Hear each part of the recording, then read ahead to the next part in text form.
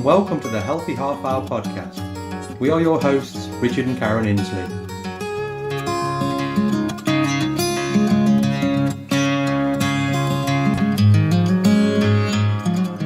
The Healthy Half Hour podcast is your resource for all things healthy, and we will be discussing how to make nutrition, fitness and lifestyle choices work for you.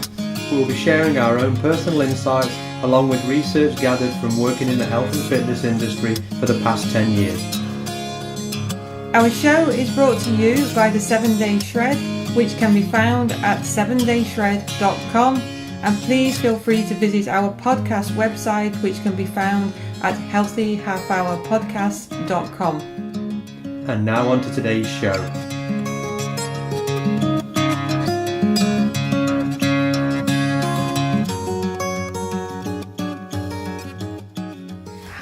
Everybody, we're back again, and normally I recap on something that we've done the last week. Well, I fell in love with the couch, basically. I came down with flu, a fever and a temperature and spent 3 days kind of off my feet. So, you're special.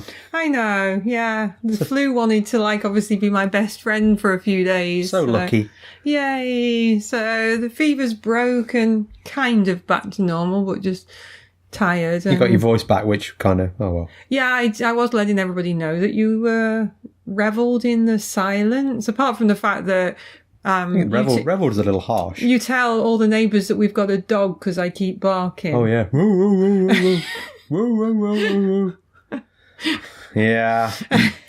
Aside from that, it's been cold again and a little warmer. Well, the thing is, it's relevant because, I mean, when it's minus 30 and then you go out, it's minus 20, it just feels like it's summer. So it was minus 8 in the week, and I swear people were running up and down in shorts outside. It was just kind of one of those days. But there was that article on social media that says Manitoba are opening their beaches this weekend because we've had a high of minus 15. Oh, there you go.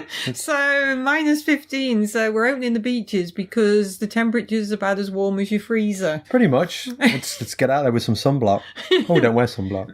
Well, that's room for another podcast. Oh, yeah. Talking to podcasts, that's why we're here. So today we're going to talk about exercise for weight loss, basically facts versus fiction. So I kind of dug my head a little bit this week into some studies and just had a fish around. And I mean, it's a lot of stuff that we've probably already mentioned on different podcasts and things that we know, we tell people. But again, I just kind of looked for some studies just to kind of back it up a little bit.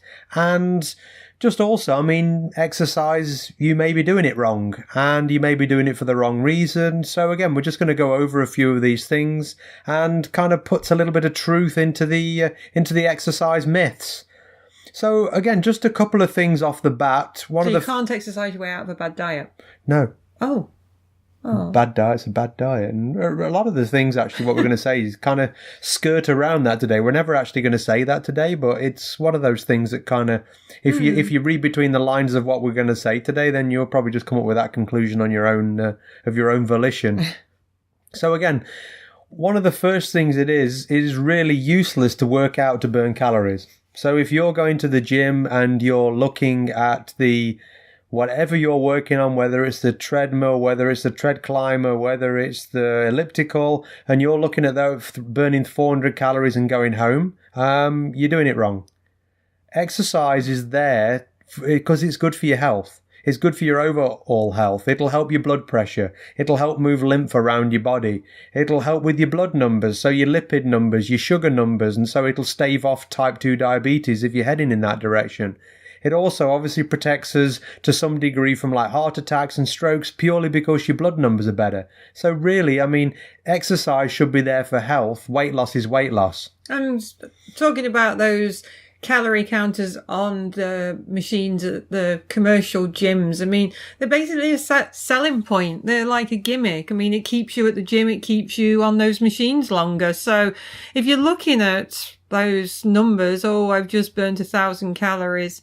Yeah, kind of reduce that drastically because you have burnt some, but Yeah. Not anywhere near what it says. And again, some of the machines are more accurate than others if they ask you to put your weight, your age, and your height into the machine. Because again, in the machine's algorithm, that will help it a little bit. But if you're just hit and go, then it's just an approximate number. But even when you put those like metrics in, it's still, I mean, because it really depends on the individual as to how, your current level of fitness, because that's the one thing you can't put in there. And your metabolic rate and everything. So yes, that's basically one of the things we're going to talk about a lot today is metabolism and your metabolic rate. So again, the old adage of calories in, calories out, it does matter to a degree, but it's not the be all and end all. So obviously all of your calories that come in are from food or drink. So basically anything that you ingest, liquid or solid, is going to have a caloric value. If you're exercising fairly moderately and not going wild, your calories will probably be about 10% of your daily total. If you're exercising fairly hard, you can kind of take it up to around 30% of your daily total. So if you look at that, still 70% of what goes in your mouth calorically is there to run your body.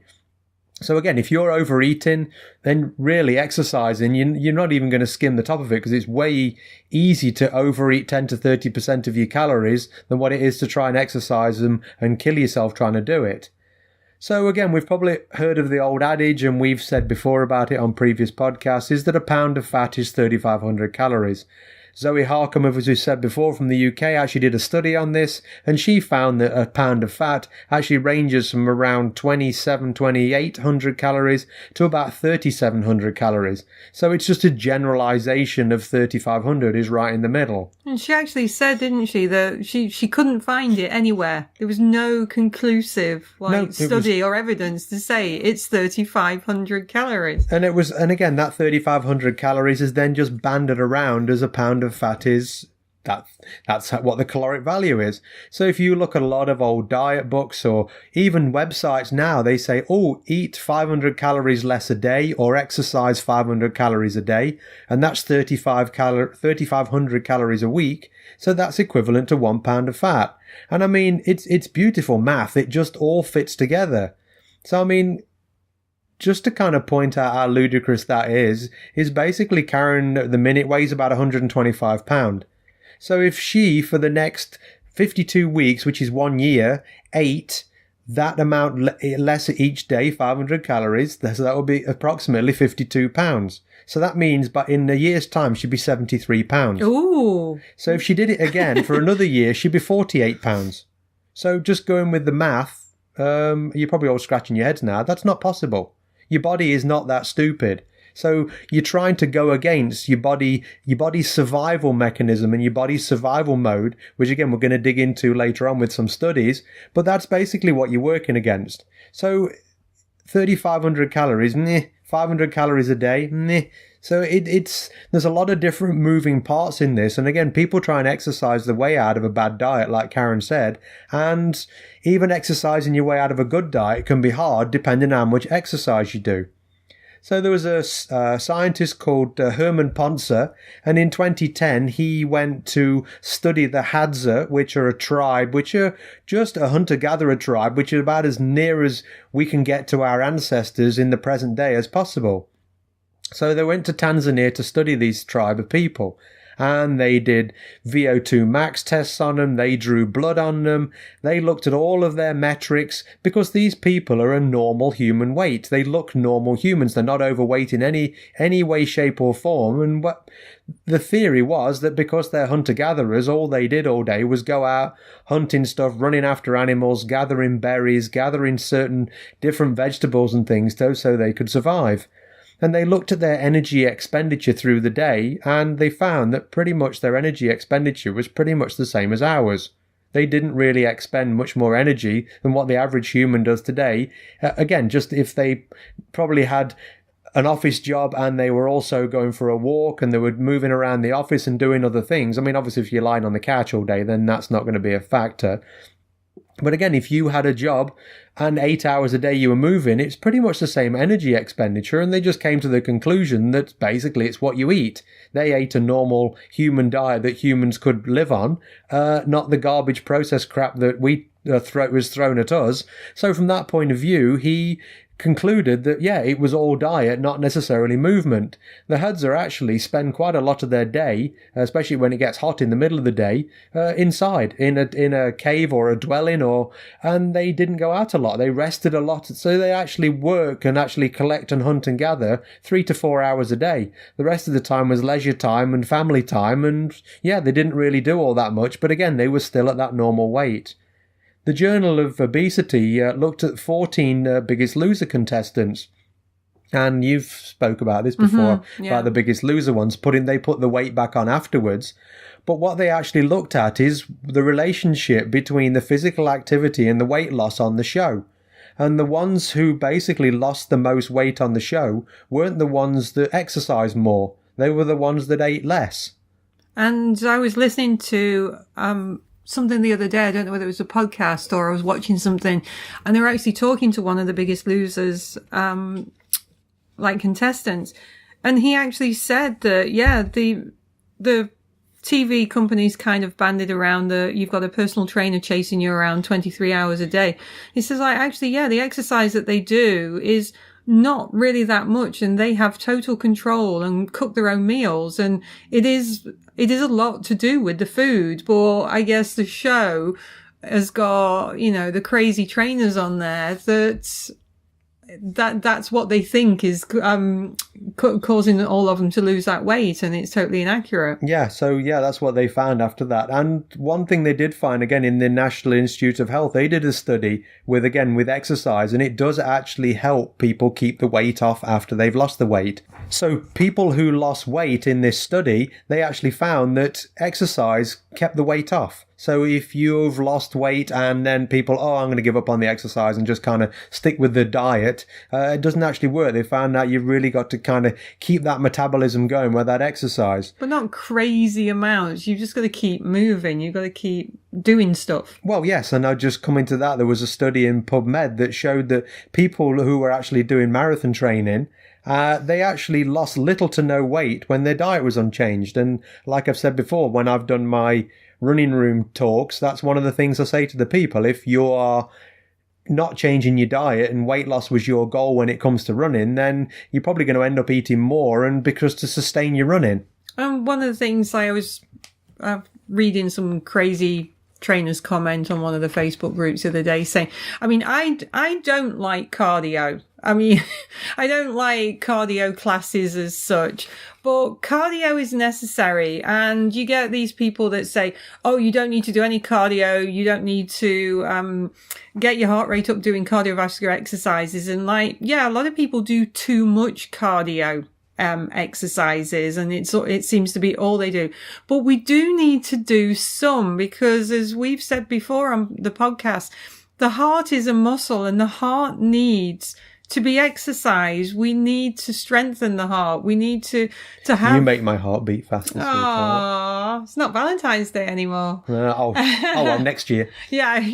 So cardiovascular training is necessary. So people who say that you don't have to do anything cardiovascular, if you're lifting heavy weights, you are going to get out of breath, but you do need to do a little bit. But when it comes to cardiovascular training, a lot of the times people dislike it and don't do much is because they've not found anything that they actually enjoy. So find something that's fun. And something that you don't have to, like people go, I'm going to start marathon training. It just takes all of your life up. You don't need to do that much. 30 minutes of something 2 or 3 times a week is enough just, again, to get that heart going. And one of the things that I love, and I think I've said it before, is the rebounding classes with... You've never mentioned that. Mini trampolines. And that is so much fun. And it's one of the only exercises that really exercises your lymphatic system. So rebounding's fun, and it's good for the heart, and it's good for everything. Not unless you fall off.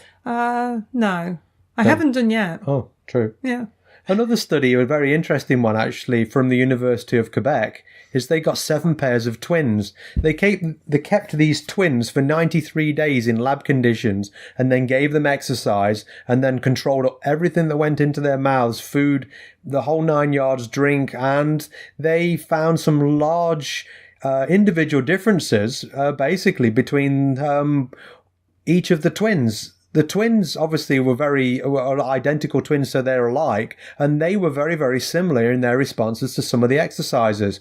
But there were some large variations in some of the responses, again, due to genome type and obviously ethnicity. And so, again, it just showed how if you were very similar in kind of your genetic makeup, how of exercise and diet affected you, but somebody else, it didn't necessarily affect them the same. So was it like a sibling gained more weight, or just the responses to the exercise? Just the responses to the exercise. So the two siblings would respond very equally together to diet and exercise, but compared to two other siblings that were different parents, they would respond differently.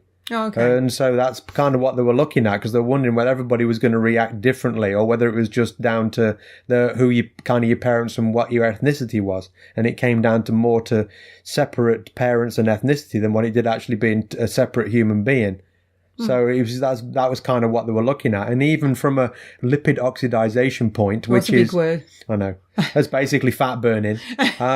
Some people, again, despite all eating the same and all doing the same exercise, some people were high lipid oxidizers and some people were low lipid oxidizers. So again, everybody's kind of, do this, do that and the other. But even in that study, it just showed how different people could be. And we've always tried to get across on the podcast that everybody's genetically unique and biochemically individual, and what works for one person doesn't work for somebody else. So an exercise is exactly the same thing.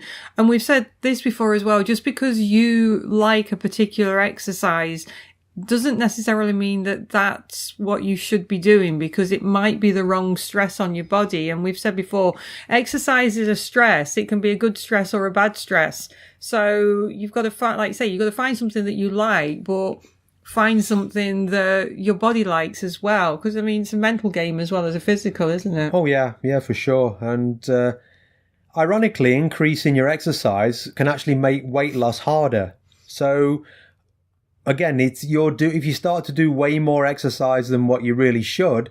They did studies, and in PubMed in 2009, they found that people were hungrier after exercise. So they were hungry after exercise, so they ate more. And another study as well, they found that people after exercise would generally move less afterwards. So they'd go home from the gym and they'd lie around more rather than doing tasks around the house and things like that. So their actual physical activity, they thought they were doing a ton more because they were going to the gym, but when they got home, they were just resting more. So they were probably doing about half as much again. So again, there's a certain limit to kind of what the body can do. And again, just circling back to that efficiency thing, like I was saying at the top, because it makes it harder, what happens is the more exercise you do, the more your body gets used to turning energy into movement. So I think we've said before, if you don't run or don't do anything and you try and go out and run a 5-kilometer run, you will burn a ton of calories. If you keep running 5 kilometers 2 or 3 times a week for the next 6 months, after 6 months, you will burn way less calories because your body got more efficient at doing it. And again, that's part of the survival mechanism of the humans and any other mammal or animal, is basically we don't want to burn a ton of calories surviving, because we wouldn't survive. Just because people like the idea of looking lean and fit and having a six-pack, that tends not to be very good for the survival of a species. And again, there was a review and meta-analysis accounting for in PubMed, and this basically goes over to what they call metabolic compensation. So metabolic compensation, again, there was this Herman Ponce scientist in 2016, and he actually looked at this metabolic compensation and kind of came up with the hypothesis that this is what was happening. So if the body in its general movement and everything, how it works, it's going to burn X amount of calories a day. So say for rule of thumb, the body burns 1,500 calories a day. So what they were finding is if you go out and do 1,000 calories of exercise, theoretically the body will actually utilize 1,000 calories for exercise and 1,500 calories for just maintaining the body. They did metabolic tests on people, and what they actually found out is that the body would actually reduce its caloric needs again, just throwing numbers out there, these weren't the actual numbers, but it would reduce its caloric needs probably down to about 1,250 calories. Because there was an expenditure going out. So that 1,000 calories extra that was going out now would bring it down to 2,250 as opposed to 2,500, because the body actually would be using less calories to maintain itself. And this normally just kind of ends up as like the immune system gets downregulated, the body fighting against inflammation gets downregulated. So again, I don't know whether you've experienced this, but people who like marathon train and like distance train, they get sick a lot more. They get sick a lot more because their body is now diverting energy into trying to keep them running or trying to keep them exercising as opposed to looking after them. So this is actually called, they say, the metabolic compensation. And there's a kind of constraint on how much the body will actually use energy and how much actually energy it will give out. So there's an upper limit. And again, years ago in 1998, I did a marathon and it took me 5 hours. And it was around a 10-minute mile pace. So, I mean, for my body weight and my size, that's around 4,000 calories. And I mean, to be honest with you, at the time, my weight never really changed that much.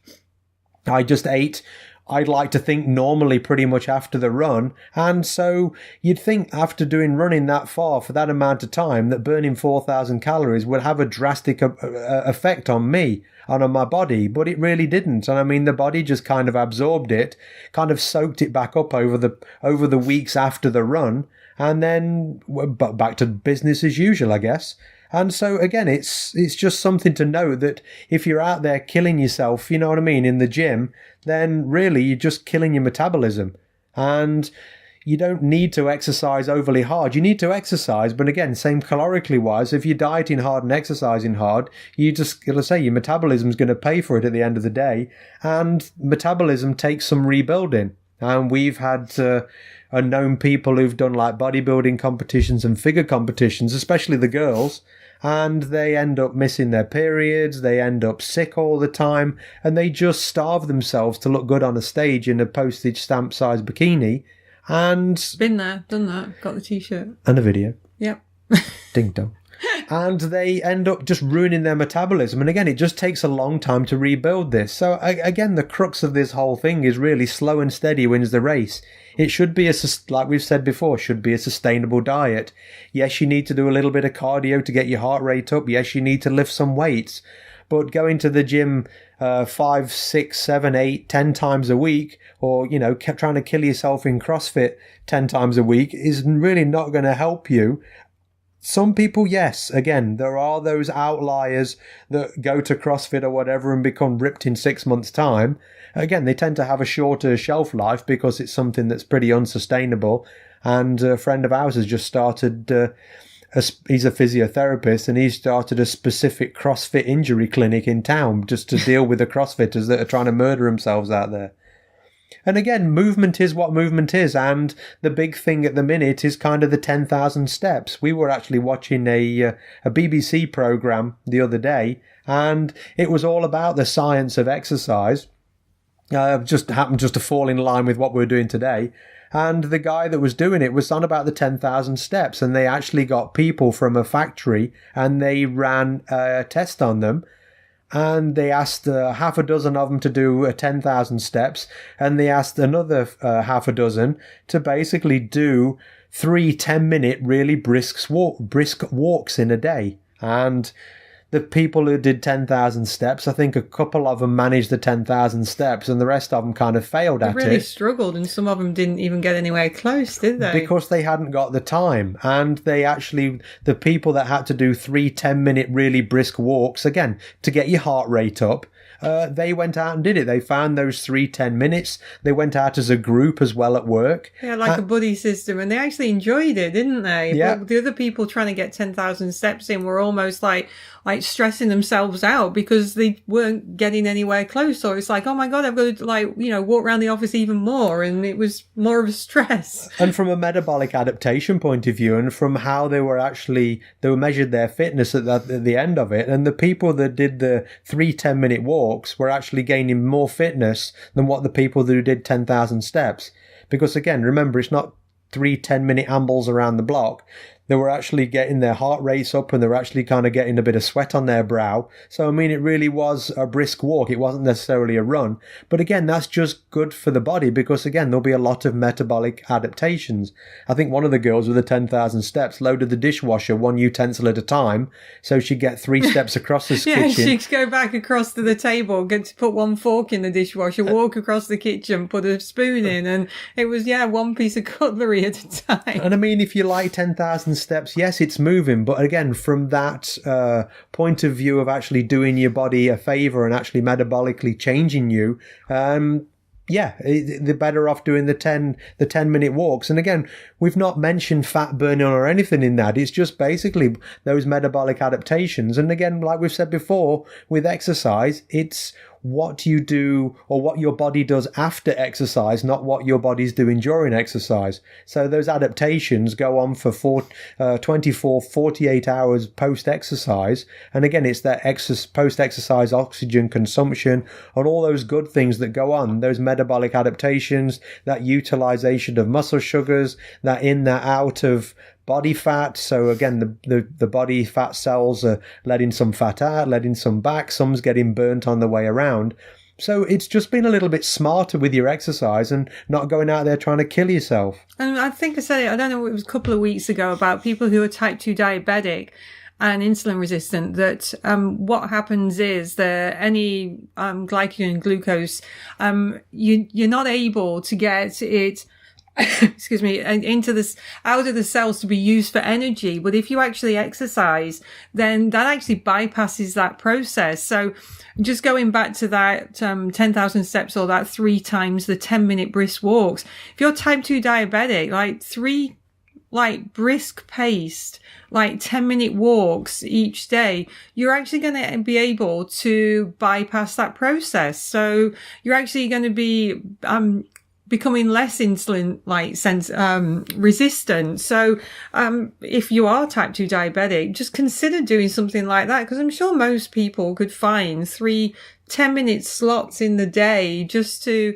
get out there, get the heart rate up. And from a metabolic perspective, you're actually helping that type 2 diabetes, and you're actually being able to get that glucose and utilize it for energy. Yeah. And that just helps the body move. And like we said before with lymph, I mean, the lymph system has no pump like your blood system does. Which is why the rebounding is really good. Oh, we knew we'd circle back.